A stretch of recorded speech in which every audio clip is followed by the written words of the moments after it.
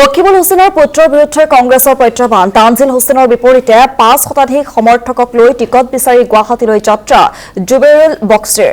জুবেৰুল বক্সি হৈছে এনএছইউৰ ৰাজ্যিক সম্পাদক।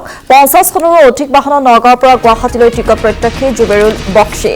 এতিয়ালৈ 6গৰাকী কংগ্ৰেছ প্ৰাৰ্থীয়ে চামুগুৰিৰ পৰা টিকট বিচাৰি কৰিছে আবেদন।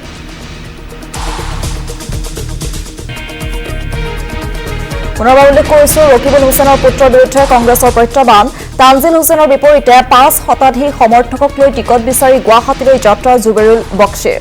জুবেৰুল বক্সি হৈছে এনএছইউৰ ৰাজ্যিক সম্পাদক। 50খনৰো অধিক বাহনত নগাঁৱৰ পৰা গুৱাহাটীলৈ টিকট প্ৰত্যাশী জুবেৰুল বক্সি। এতিয়ালৈ 6গৰাকী কংগ্ৰেছ প্ৰাৰ্থীয়ে চামগুৰিৰ পৰা টিকট বিচাৰি কৰিছে আবেদন।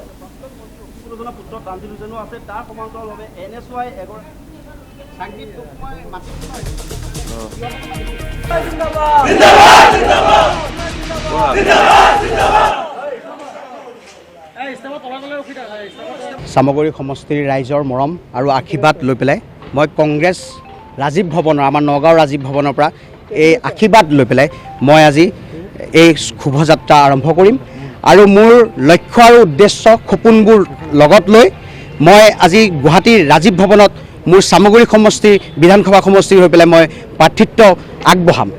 ৰকিবুল হুছেইনৰ পুত্ৰ বুলি ক'বলৈ নাযাওঁ, ময়ো এজন চামগুৰিৰে ল'ৰা, মই চামগুৰিৰে সন্তান।